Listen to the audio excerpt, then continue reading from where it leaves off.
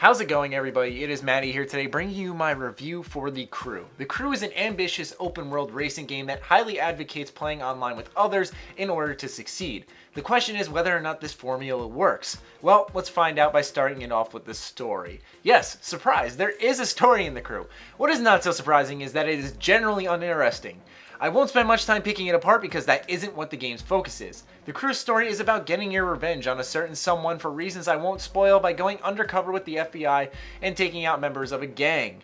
As I said, the story isn't good, but I'd be lying if I said I wasn't impressed by the CGI cutscenes in the game. Other than that, there's not much to go on considering the story's just there to get you to different places in the world and unlock new features, so let's just move on over to the gameplay.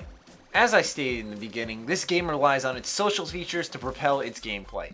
This also means that if your internet disconnects or the servers break, you can't play. I'd be lying if I said I enjoyed the online experience for The Crew. Most of the time I found myself waiting for long periods of the time to have someone join my game, and when someone did, it was usually only one person. It is worth mentioning that the missions in the game run off an invitation system to people around you rather than basic matchmaking.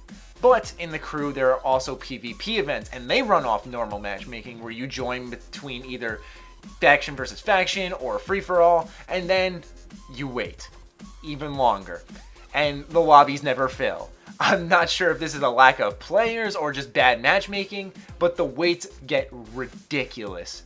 You can play solo in The Crew, and yes, you still need to be connected online to do that, but the AI ruins it. After hours upon hours of just free roaming in this game, one mission can just ruin my entire mood. This is due to the AI being the perfect driver, something that many racing games have struggled from. They get random speed boosts in races, and in takedown missions they'll unrealistically just dodge you at the last second. This leads to a trial and error based gameplay mechanic where I basically had to memorize driving patterns in order to succeed in missions. Considering I played mostly solo due to poor matchmaking, the game suffers from this. The Crew isn't all bad though, don't get me wrong. After missions, you are rewarded with new car parts to raise your car level that you can immediately equip. This sense of progression just kept me going even after some frustrating moments. Customization in this game is key, and it is certainly its biggest hook. You can obviously visually customize your car or buy new ones, and that's great, but when some options are so darn expensive and the game is littered with microtransactions, I definitely raise an eyebrow at this coincidence.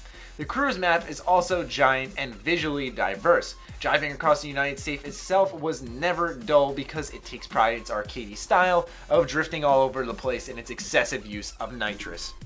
Now here is my verdict. Overall, The Crew is a semi-enjoyable driving game, but due to matchmaking and AI issues, the game is frustrating.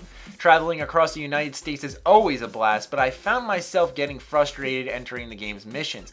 Its customization is super addicting and keeps me playing for hours even when I thought I had had enough, but that's not enough to justify my purchase. Hopefully these problems can be solved through patches because the game has loads of potential and is a long-term project with tons of free updates coming throughout the game's life. For now, I'd say hold out on the game until it is more stable. I hope you guys enjoyed. Other than that, stay sexy, stay active. I love you all. Peace.